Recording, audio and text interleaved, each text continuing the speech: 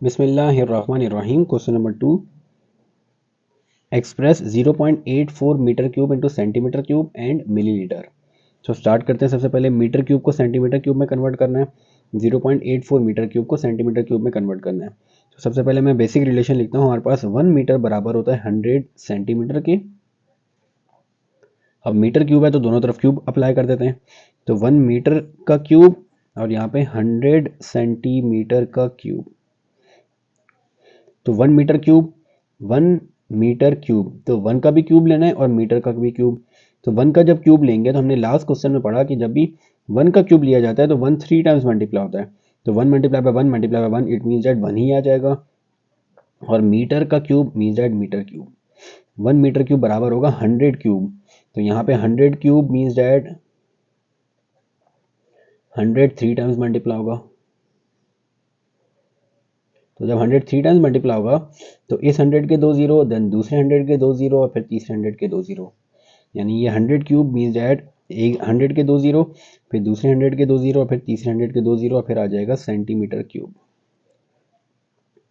अब 1 metre cube इतने centimetre cube के बराबर है और हमें 0.84 मीटर क्यूब चाहिए इंटू सेंटीमीटर क्यूब। तो मैं दोनों तरफ 0.84 से मल्टीप्लाई कर देता हूँ। तो 1 मल्टीप्लाई हो जाएगा 0.84 मीटर क्यूब और यहाँ पे ये भी 0.84 भी मल्टीप्लाई हो जाएगा इस वैल्यू से। तो ये आ जाएगा 0.84 मीटर क्यूब।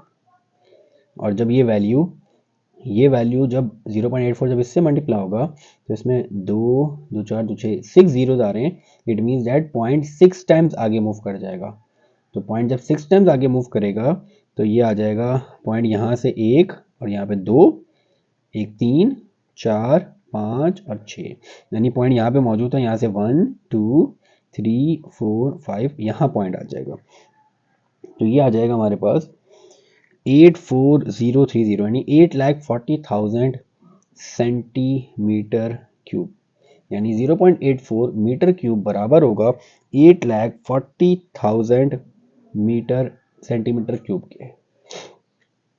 नेक्स्ट दूसरे पार्ट में हमें, that is the first part. अब दूसरे पार्ट में हमें 0.84 मीटर क्यूब को इन मिलीलीटर्स में कन्वर्ट करना है। अब हमें ये पता है कि हमारे पास 1 सेंटीमीटर क्यूब बराबर होता है 1 मिलीलीटर के। हमें 0.84 मीटर क्यूब को कन्वर्ट करना है। तो 0.84 मीटर क्यूब हम पहले ही सेंटीमीटर क्यूब में कन्वर्ट कर चुके हैं। तो वही सेंटीमीटर क्यूब वाली वैल्यू को मैं यूज करते हुए मिलीलीटर में कन्वर्ट कर दूंगा। तो आपके पास 0.84 को हमें कन्वर्ट करना है। तो 0.84 बराबर होता है 8,40,000 सेंटीमीटर क्यूब के। तो ये इसी वैल्यू को सेंटीमीटर क्यूब वाली वैल्यू को यूज करते हुए मैं मिलीलीटर्स निकाल लेता हूं। तो हमें ये पता है कि 1 सेंटीमीटर क्यूब 1 मिलीलीटर के बराबर होता है। तो 8,40,000 सेंटीमीटर क्यूब कितने के बराबर होंगे? वो भी 8,40,000 मिलीलीटर के बराबर होगा। यानी मैं यहाँ पे दोनों तरफ 8,40,000 से मल्टीप्लाई करवाता हूँ।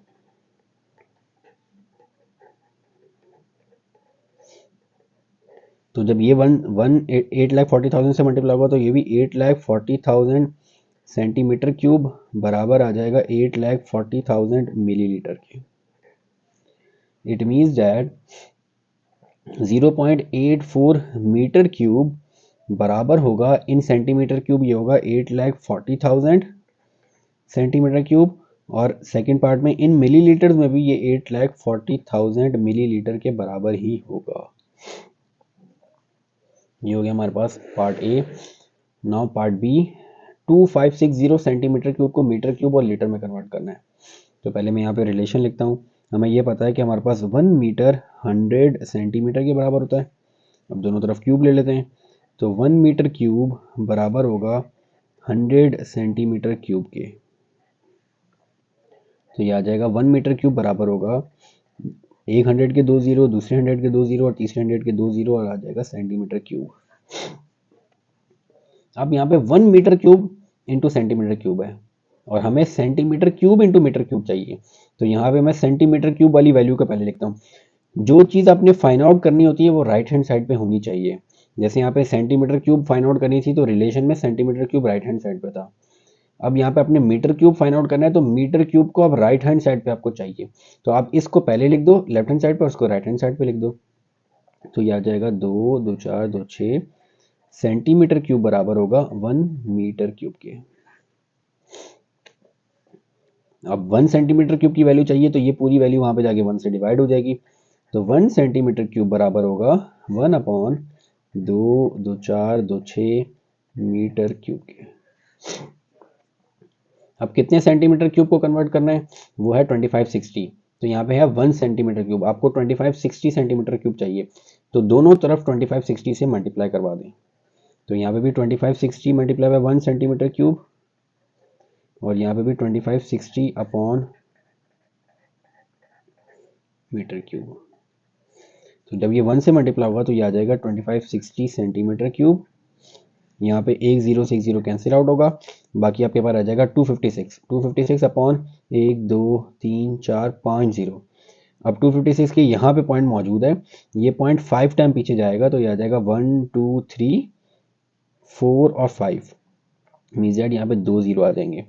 यहाँ पॉइंट आएगा उससे पहले, तो ये 0.00256 मीटर क्यूब। पॉइंट यहाँ पे था 1 2 3 4 5, तो ये आ जाएगा 2560 सेंटीमीटर क्यूब बराबर आ जाएगा 0.00256 मीटर क्यूब के।